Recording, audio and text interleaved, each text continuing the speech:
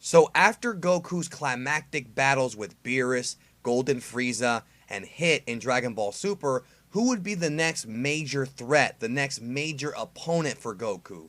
Well, it would be Goku. Yes, Goku Black. And on this edition of The Strongest in Dragon Ball, we're going to examine the powers of Goku Black, his evolution as a fighter, his feats, and what made him such a tough foe, not just for our heroes in the present timeline, but in the future as well. What's going on, everyone? If you like the videos I'm putting out on this channel, remember to hit that like button. And remember to subscribe and hit that notification bell. That way you get all my content right to your device every time I upload. And I thank you for your continued support. Now, this series is The Strongest in Dragon Ball, and what I do with this series is I examine the power and the feats of the various Dragon Ball characters that are considered to be among the strongest that the series has ever produced. So what I'm going to do with this video is I'm not going to go into a whole backstory about Goku Black. Everybody should know the story by now. If you're somehow watching this video and you have not watched the Future Trunks arc, you should not even be watching this. But I say that to say this. First of all, click off if you have not seen the Trunks arc yet. With this video, we're going to focus on Goku Black, as in Zamasu inside Goku's body. We're going to do a separate topic in the future about Merge Zamasu. That will be a separate video. We're going to talk about Goku Black here. But of course, Goku Black begins with Zamasu. And one thing that has to be made clear is that Zamasu by himself, without immortality and without Goku's body, is not even remotely a threat to any of the top tier characters in Dragon Ball Super. Goku, Vegeta, Beerus, Whis, obviously, even Future Trunks could probably take out Zamasu when we first see him in Universe 10, because Zamasu by himself, and I will say that we don't know if he was at full power, but he couldn't even beat Super Saiyan 2 Goku. So the idea of him defeating a Super Saiyan Blue or something of that caliber is completely out of the question. But one thing the series told us early on is that Zamasu had great potential as a Kai. He is apparently a much more effective and knowledgeable martial artist than most of the other Kais are. We know that Supreme Kai from Universe 7 is kind of a chump, but Zamasu is implied to be stronger than him, but more so mentally than physically. And I think that what really has to be taken home from this whole Goku Black thing is that the reason why Goku Black was so strong so fast is because of Zamasu's mental state. I've done several videos in the past with Kendamu and other videos where we've discussed the power of mind, body, and spirit, and how true Golden Frieza was able to make himself increase his power just by doing mental image training. And the reason why I'm even bringing this up in this video is because we know from Captain Ginyu's body switch that unless you know how to effectively use the body you're switching to, at least the Dragon Ball Z explanation, you're not going to have the ability to maximize that body. And thus, because of Zamasu's experience and knowledge of the martial arts, when he did take over Goku's body courtesy of the Super Dragon Balls, he was able to effectively adapt to the body very quickly and become stronger at a rapid pace. A very, very rapid pace. And as the series progressed, as the arc progressed, we see him constantly talking about how he's getting more and more accustomed to the body and he's getting more and more powerful. He was able to use Goku's body in some ways better than Goku. If you could make that argument if you want. But if he didn't have a fundamental understanding of the martial arts, he may not have been able to adapt that well. Plus, don't forget he is a god and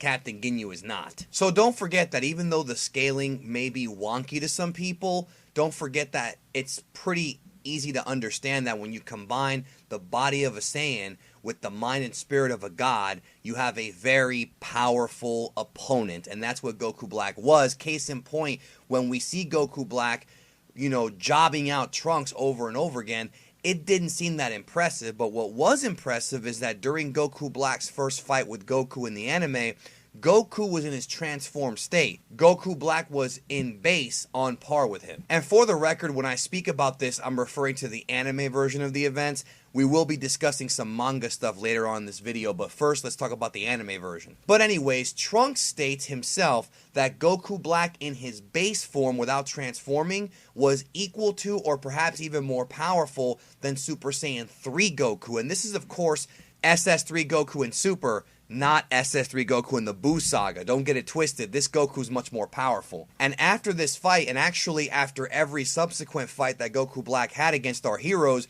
he got stronger and stronger and stronger because those Saiyan cells kicked in, plus Zamasu's godly divine spirit, I guess you can say. Goku Black was getting stronger and stronger and stronger as the arc would progress. Now, the manga version did have a lot of similarities to this, but I feel was maybe a bit more effective in explaining all of this. We find out that when Zamasu first took over Goku Black's body, that he really wasn't that strong, and it took several battles with not just future Trunks, but other characters in the multiverse to make him more and more powerful. And as he was getting stronger, exploiting the Zenkai, he was being healed by the future Zamasu, and that's how Goku Black got so strong. Now, in the anime version, we do not see Goku Black achieve the golden-haired Super Saiyan form, but in the manga version we do. It turns out, though, that Toriyama's original character designs of Goku Black did have Goku Black using both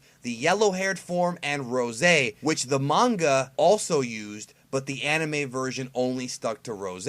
Why that is, I don't have an answer for you. But it's interesting because during the early fights of the manga version of Goku Black does not appear to be anywhere close to as strong as the anime version, as he has trouble with Super Saiyan 2 Vegeta, not even Blue Vegeta, and it's not until he continuously fights the good guys and ends up getting healed that he's able to tap into Super Saiyan Rose and become a real issue. Whereas in the anime version, he almost never broke a sweat until Vegeta and the good guys went to the past to train and came back stronger. So when figuring out the powers of the two, you know, the anime version seemed to be stronger than the manga version, but the manga version showed more of his evolution to becoming a stronger character. So take your pick as far as which one you like more. But by the end, things started to get a bit out of hand as far as how strong Goku Black became. Now, in a quote from a magazine, one of the Dragon Ball Super producers claimed that Goku Black is the strongest fighter other than God of Destruction Beerus.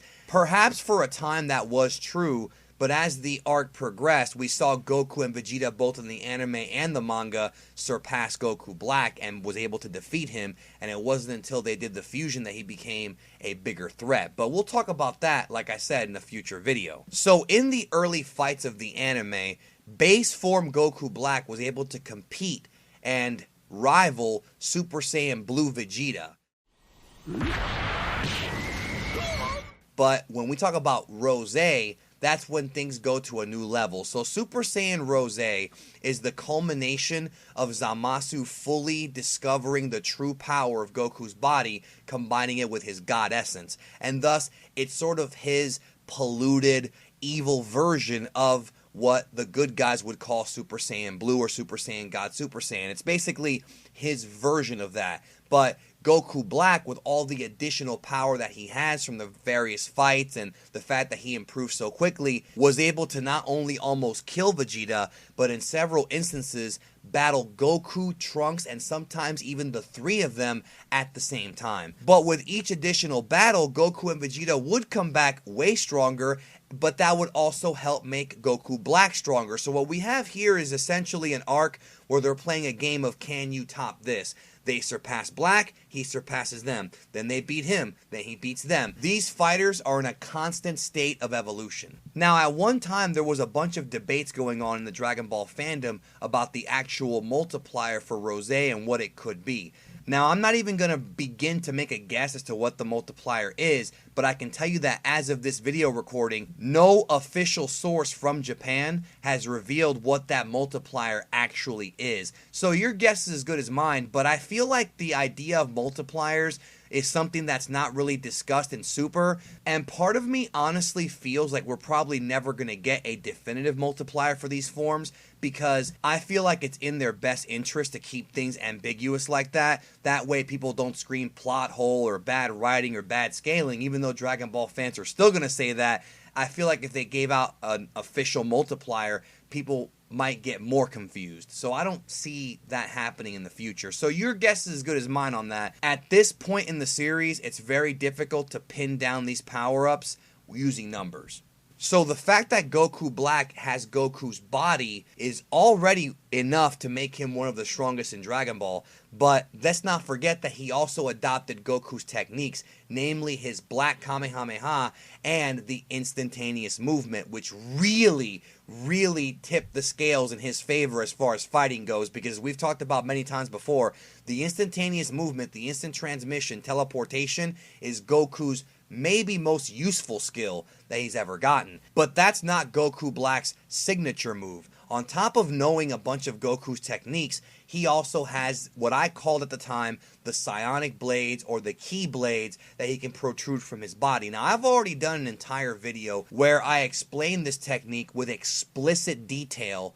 I will leave a link to that at the end of this video if you haven't seen it yet. But the ultimate version of this technique, the energy scythe, would end up leading to what I feel is the most impressive feat that Goku Black was able to do. So Goku Black focused his anger, the anger of the gods, and created this energy scythe, and was able to literally rip a hole in the dimensional fabric. And as he rips this hole, he's staring into it, and even he was unsure of what this actually was. He wasn't sure if it was a portal to the past, the future, another universe. He was not sure, but we do know that it was able to block Goku from using the instantaneous movement during this time. Unfortunately, this whole idea of him ripping a hole in space-time is something that was not explored as much as I wish it was, but it stands to me as being the most impressive feat that Goku Black was able to do as Goku Black. However, when he fused with the future Zamasu to create Merge Zamasu,